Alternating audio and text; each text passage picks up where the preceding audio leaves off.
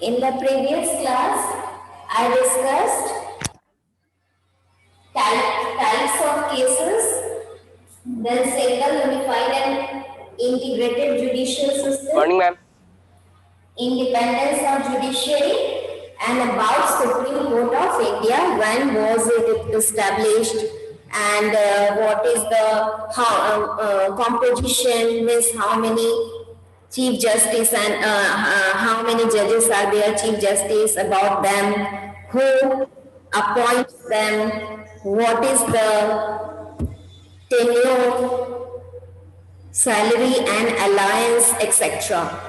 Today I'll discuss about power and function of Supreme Court of India. In the previous class, I read all the powers: original jurisdiction, appellate jurisdiction, advisory, supervisory, and I told you that नाम नहीं काम छुपा है, ये एक trick है कि आप ओरिजिनल जुरिस्डिक्शन में कौन सा वर्ड याद रखोगे? ओरिजिनेट।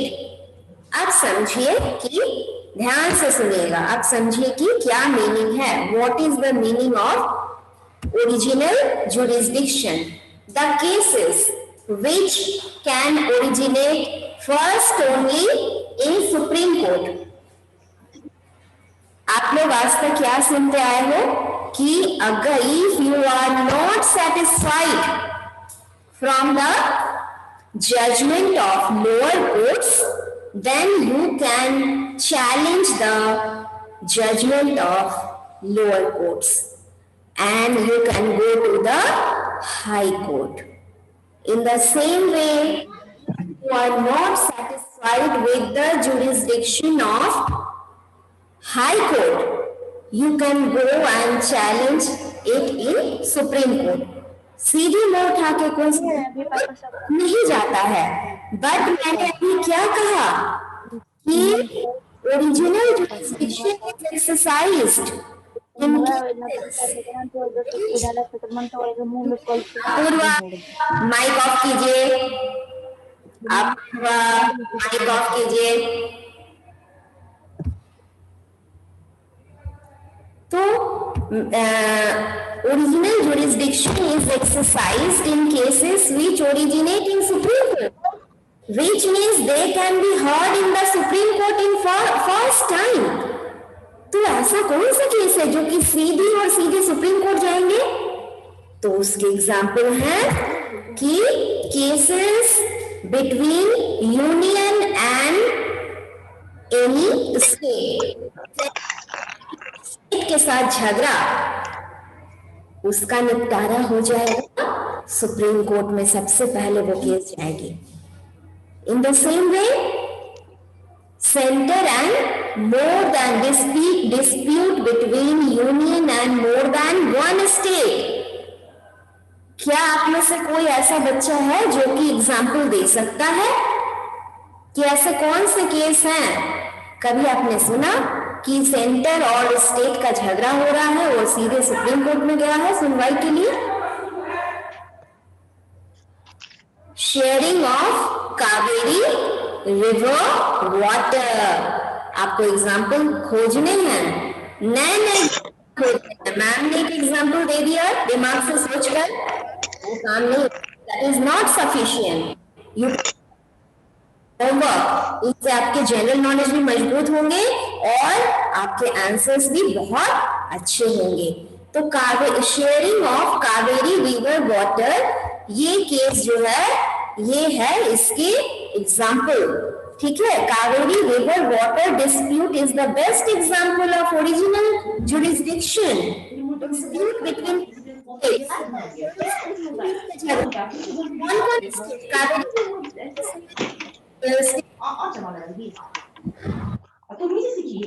हमसे कहाँ सीखे? हम मुझे भले सीखे आप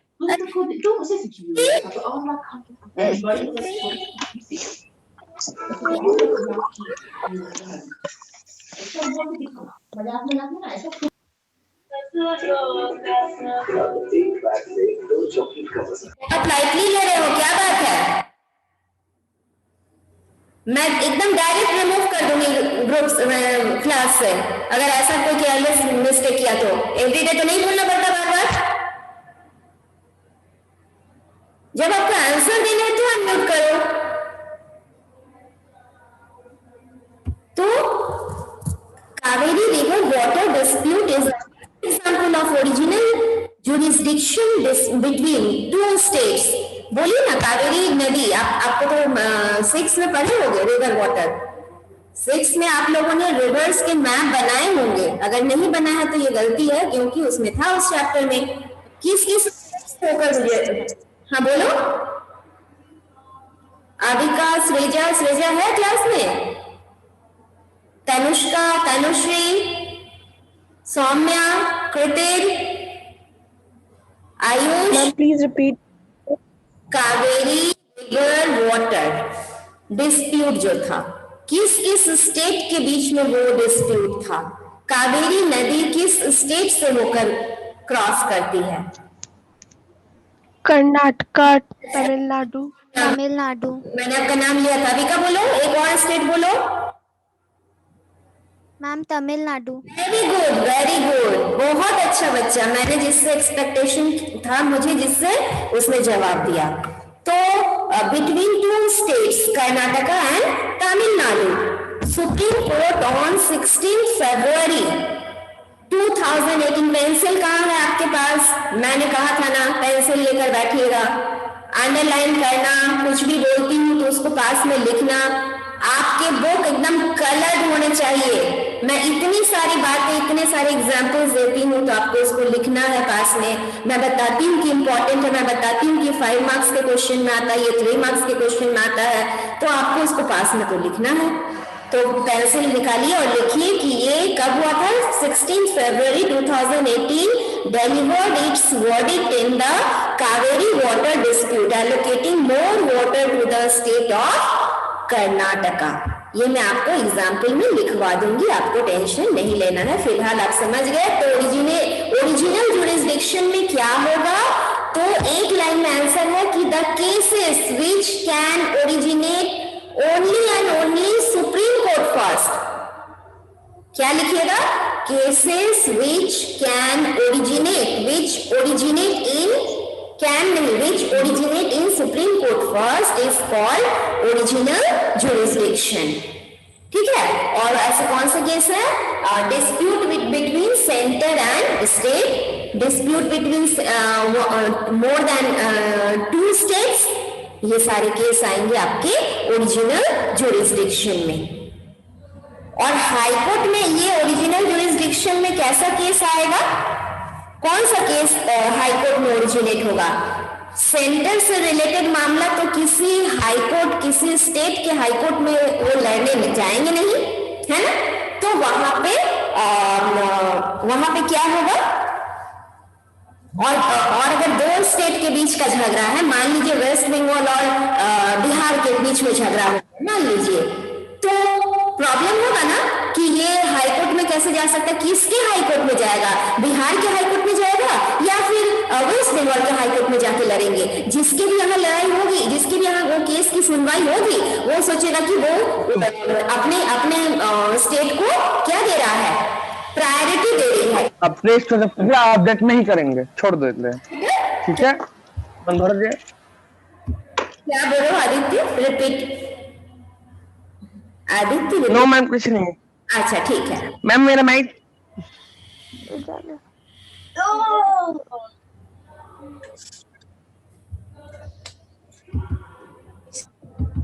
अच्छा, तो हाईकोर्ट में ओरिजिनल जुरिस्डिक्शन में MLA and dispute between MPs and MLAs, member of parliament and member of legislative assembly, उनसे रिलेटेड अगर कोई झगड़ा है तो वो केस कहां जाएगी? सबसे पहले ओरिजिनेट होगी हाईकोर्ट में। समझ में आया? आप एक पेज उलटकर वहां पर आप इस लाइन को अंडरलाइन कर लो। पेज नंबर 236 में डू यू नो के नीचे it is given that original jurisdiction of A high court is very limited. Cases involving violation of fundamental rights, fundamental rights के वायलेशन अगर होंगे तो वो केस कहां जाएंगे? हाई कोर्ट में। Dispute related to election of an MP or MLA. MP और MLA के इलेक्शन से रिलेटेड कोई झगड़ा हो जाएगा where interpretation of constitution is required, come under the original jurisdiction of High Court. ठीक है, तो ये मैं दोनों का कंपैरिजन बता दी. अब है नेक्स्ट है एपीलेट जुरिस्डिक्शन. इसमें कौन सा वर्ड याद रखने को बोली थी मैं? अपील. अपील. ये बिल्कुल आसान है. If you are not satisfied with the jurisdiction of lower court, you can go to the high court and appeal. If you are not satisfied with the jurisdiction of high court, you can go and appeal Supreme Court. ठीक है, ठीक है. तो इस तरह से आप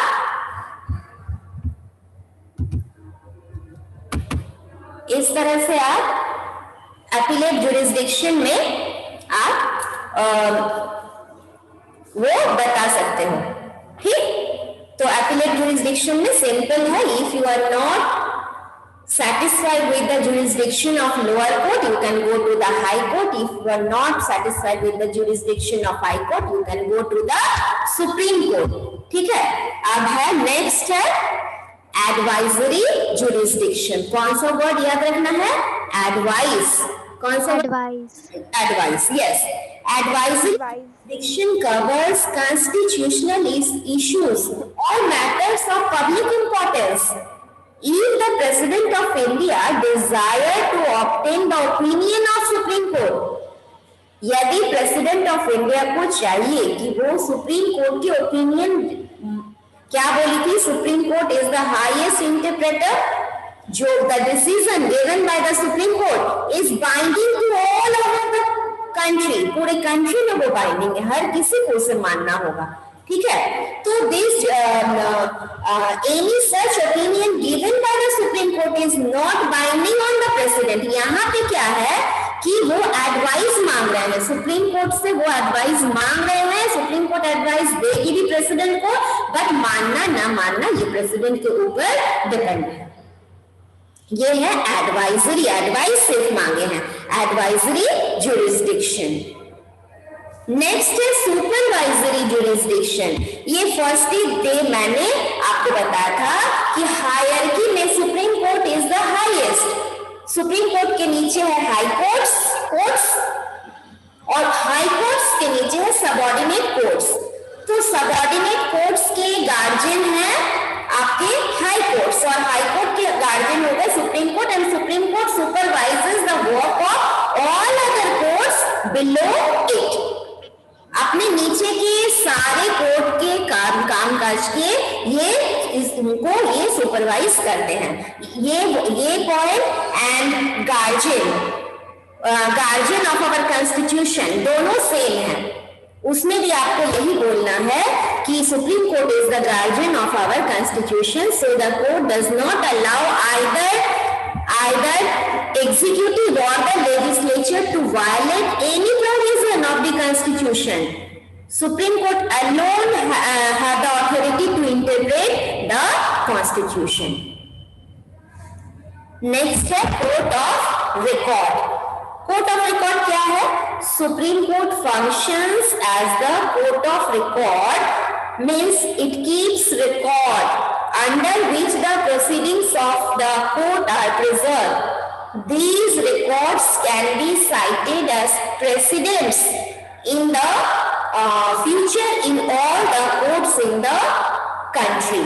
यहाँ प्रेसिडेंट्स मीन्स यहाँ हो गया कि ये सब एविडेंस के तौर पर वो कोर्ट ऑफ रिकॉर्ड सारे रिकॉर्ड्स वो प्रिजर्व. जैसे लाइब्रेरी में जाते हो, so many kinds of books are there, वहां पे रहते हैं, आपको जो जरूरत है वो लेते हो, पढ़ते हो, फिर वापस रख देते हो.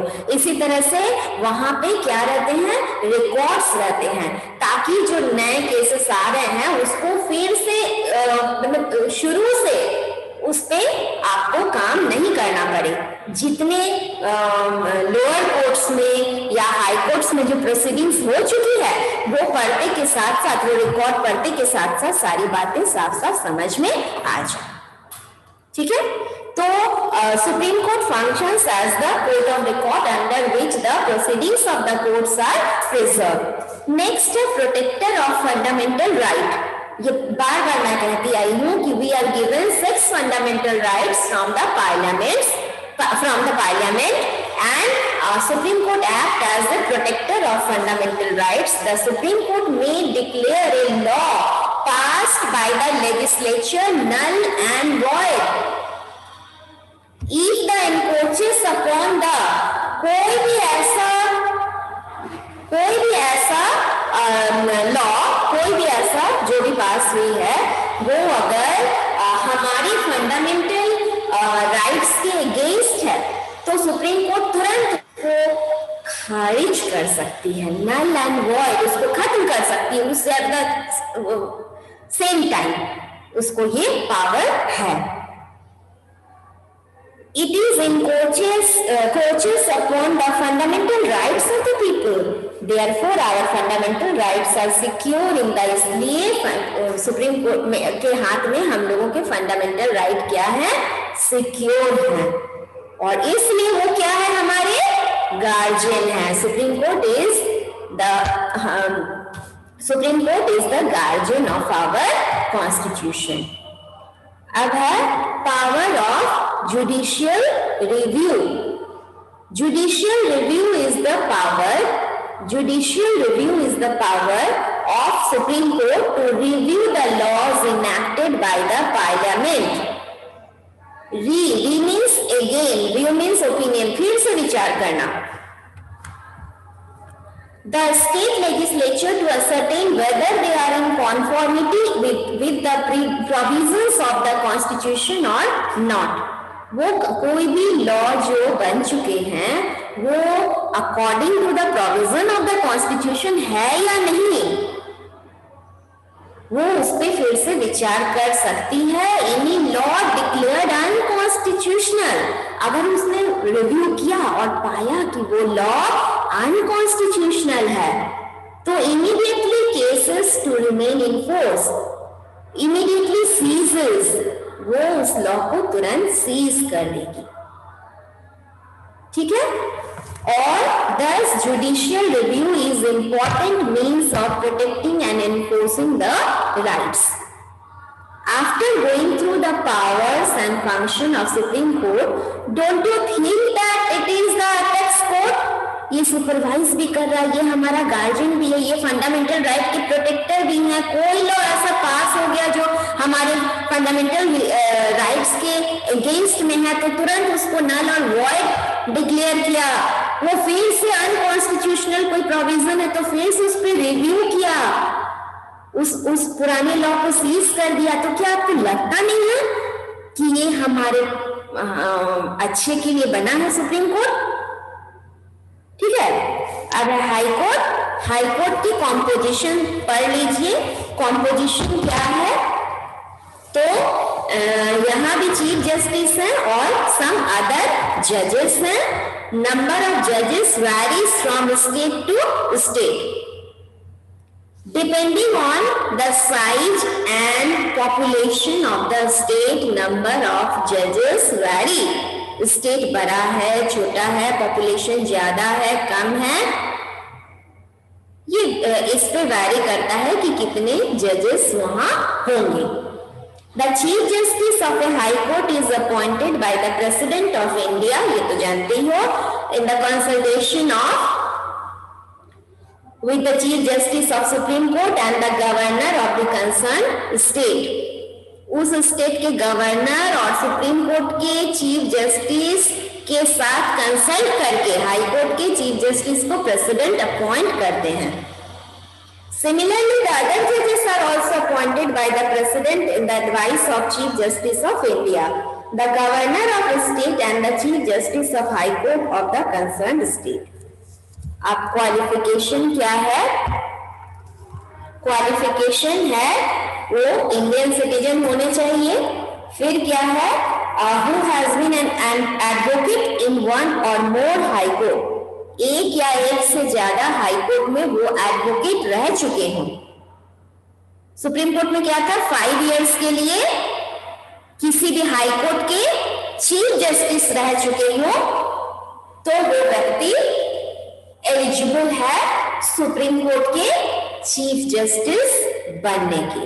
और हाई कोर्ट के चीफ जस्टिस बनने के लिए क्या है कि वन या किसी एक या एक से ज्यादा हाई कोर्ट में वो एटलीस्ट 10 इयर्स तक वो एडवोकेट रह चुके हो of a judicial office in subordinate court, और सबऑर्डिनेट कोर्ट में कम से कम 10 साल रह चुके हो, is eligible for the appointment of जजेस इन ए हाई कोर्ट। एमोल्यूमेंट्स, अब सैलरी कितनी मिलती है? तो सैलरी मिलती है 2.5 lakhs, 2.5 lakhs per month, whereas other judges, chief justice को 2.5 lakhs, other judges 2.25 lakh per month। हर बात को पावर एंड फंक्शन, एमोल्यूमेंट, टेन्योर, ये कंपेयर करके आप सुप्रीम कोर्ट और हाई कोर्ट के चार्ट बना लीजिएगा, वो कंपेयर करके पढ़िएगा तो आपको ज्यादा देर तक आपको वो याद रहेगा, आपका माइंड उसको ज्यादा देर तक के लिए एक्सेप्ट करेगा। Besides this, they are entitled to certain privileges like a free residence, official car and other allowances। और टेन्योर और रिमूवल क्या है? टेन्योर और रिमूवल, सुप्रीम कोर्ट के चीफ जस्टिस कितने साल तक वो सुप्रीम कोर्ट के जजेस कितने साल तक? 65 इयर्स तक पोस्ट पे रहते हैं। हाई कोर्ट में 62 years of age। Judges of High Court can be removed from office by the President of India in the same manner। वही मैनर है इम्पीचमेंट का जो सुप्रीम कोर्ट के लिए है, दोनों हाउस से, लोकसभा राज्यसभा में वो पास होंगे और फिर प्रेसिडेंट के सिग्नेचर तब इम्पीचमेंट आएगा। पावर एंड फंक्शन में एक पॉइंट बता दी हूँ, हाई कोर्ट की ओरिजिनल जुरिस्डिक्शन, एपीलेट भी बताई हूँ। सुप्रीम कोर्ट में बोलिएगा कि if anybody is not satisfied with the jurisdiction of high court of the judgment of high court, then they can challenge it in the supreme court। और इसमें बोलिएगा if anyone is not satisfied with the judgment of lower court, then they can challenge it to the high court। ये इसका appellate jurisdiction हुआ। Jurisdiction और judgement थोड़ा गड़बड़ हो जा रहा है। जुरिस्डिक्शन उसके जजमेंट का एरिया और जजमेंट मींस जो उसने डिस्प्यूट को सुलझाने के लिए जो भी उसने जजमेंट दिया, जो उसने न्याय दिया, ठीक है, ये हो गया आपका जजमेंट। अच्छा, अब है दो हो गया। फिर है cases pertaining to marriage, divorce, laws, wills of deceased person etc. are taken up by the High Court। High Court कौन कौन से केसेस लेती है? हाई कोर्ट लेती है कौन कौन से केसेस? तो मैरिज डिवोर्स का मामला है, या फिर लॉ, विल, वसीयत जो बनाते हैं, ये सबसे रिलेटेड मामला हाई कोर्ट लेती है। High court also has the power of judicial review. Judicial review भी करने का हाई कोर्ट को ऑर्डर है। It can transfer to itself those cases where substantial question of law is involved and require interpretation of the constitution. जहां पे constitution का interpretation जरूरत है, ये उस तरह के केस को जुडिशियल रिव्यू में लेते हैं। Exercising it's supervisory. अच्छा, सुपरवाइज किसकी करता है? लोअर कोर्ट की करता है। अपने से लोअर कोर्ट की, सुप्रीम कोर्ट किसकी सुपरवाइज किया? हाई कोर्ट्स की। अच्छा, गार्जियन किसके हैं? लोअर कोर्ट्स के। ठीक है, तो बाकी सब हो गया। Like the Supreme Court of India, high court भी क्या है? Act as a court of record. ये भी रिकॉर्ड्स रखते हैं, लोअर कोर्ट में जो भी हुए वो सब रिकॉर्ड ये रखते हैं to cite when needed. These are called precedents. अब है सबऑर्डिनेट कोर्ट्स। सबऑर्डिनेट कोर्ट्स क्या है? लोअर कोर्ट्स को कहते हैं, और जो कि डिस्ट्रिक्ट लेवल पे होते हैं। They are supervised and controlled by High Court of the concern. उस concerned state के High Court उसको supervise करेंगे और वो उसको control करेंगे. They are the civil court, criminal court and revenue courts. Subordinate courts में civil court, criminal court और revenue courts तीनों ही आते हैं. Beside this lower court, और इनके भी नीचे कौन है? तो न्याय पंचायत और लोक अदालत. मैं लोक अदालत भी आपको समझाऊंगी, ठीक है. तो each state of India has its own system of court but the general pattern is same. अब है सिविल कोड. आप पेंसिल ले लो, यहाँ पे समझने से ज्यादा याद रखने वाली बातें हैं. तो highest civil court in a district is called district court. जो हाईएस्ट सिविल कोर्ट है जहां पे सिविल केसेस सुने जाते हैं वो है डिस्ट्रिक्ट कोर्ट. जजेस of this courts are appointed by the governor in consultation with the high court. All civil matter, फिर से एक बार सिविल केसेस को आपको याद दिला दिए जा रहे हैं कि matter related to property, contract, agreement, landlord tenant dispute which do not originate in the high court can be, ये हाई कोर्ट में ओरिजिनेट नहीं हो सकता है. ये पहले लोअर कोर्ट्स में मतलब सिविल कोर्ट में इसकी सुनवाई होती है, heard in district court. Below the district court, there may be one or more court of sub-judges. Separate family courts are also there. They hear cases of family dispute. जैसे divorce है, custody of children. Divorce के बाद माँ बाप जब अलग हो जाएंगे, हस्बैंड वाइफ जब अलग हो जाएंगे तो बच्चे किसके पास रहेंगे, इस तरह की केसेस भी वो फैमिली कोर्ट्स सुनती है. अब है criminal courts. For criminal cases in a district highest court कौन है? कोर्ट ऑफ सेशन जज. बार बार बोर्ड यूटेंसिल से ये सब आपको सिविल केस के हाईएस्ट कोर्ट किसी डिस्ट्रिक्ट में कौन है, क्रिमिनल केस डिस्ट्रिक्ट में कौन है, ये सब उसके नीचे कौन है, ये सब याद रखने हैं.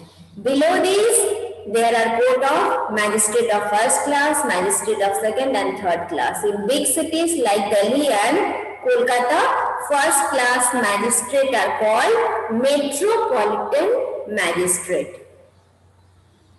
अब है रेवेन्यू कोर्ट. यहाँ पे हाईएस्ट रेवेन्यू कोर्ट कौन है? वो है बोर्ड ऑफ रेवेन्यू. कौन है? Board of revenue, which deals with the cases of revenue. Courts of commissioner, collector, tehsildar, assistant tehsildar work under the board of revenue. उनके नीचे इतने सारे लोग काम करते हैं. Which hears the final appeal against the lower revenue courts.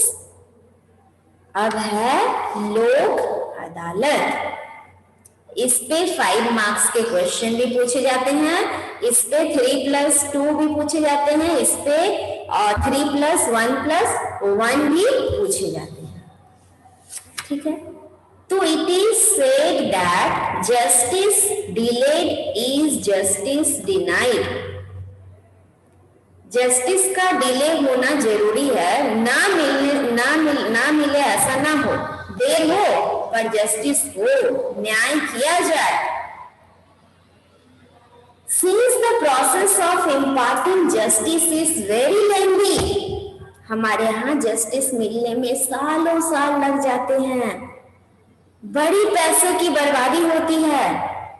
गरीब लोग तो सोच ही नहीं सकते हैं कि मामला मुकदमा करे. तो भाई जो हुआ सो हुआ, छोड़ो बाबा, हमें नहीं चाहिए.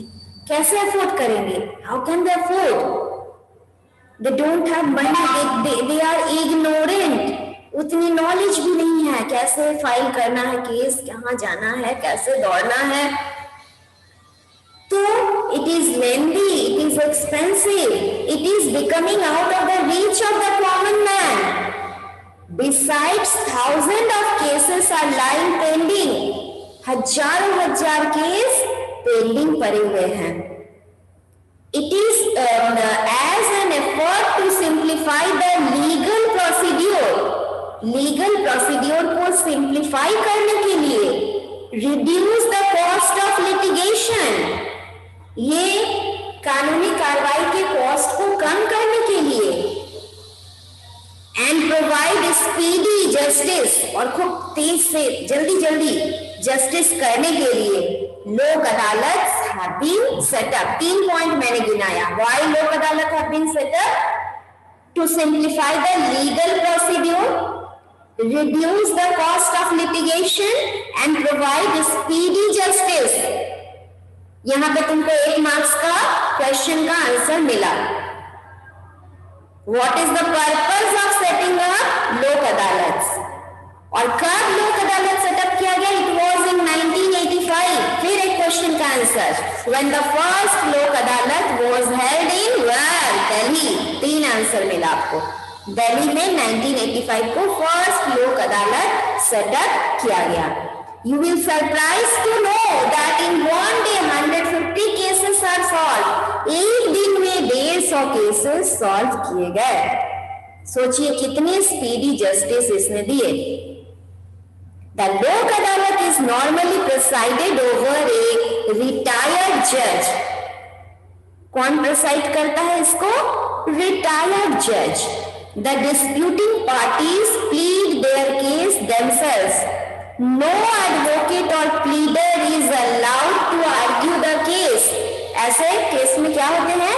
मेरे भी वकील हैं, आपके भी वकील हैं, दोनों एक दूसरे से बहस करेंगे. यहाँ पे no advocate or pleader is allowed to argue the case. Even witness are not examined. गवाह को भी एग्जामिन नहीं किया जाता है. Efforts are made to settle the dispute through compromise, mutual agreement and on the spot decision. ठीक है, वहीं पे आपसी समझ से म्यूचुअल एग्री, थोड़ा तुम मानो थोड़ा हम मानते हैं, थोड़े तुम कॉम्प्रोमाइज करो थोड़े हम कॉम्प्रोमाइज करते हैं. इस तरह से केस को वही ऑन द स्पॉट सेटल किए जाते हैं. ये है आपका लोक अदालत. For this reason it is called people's court. फिर एक क्वेश्चन है, why it is called people's court? Why लोक अदालत are called people's court? तो the idea of लोक अदालत is really commendable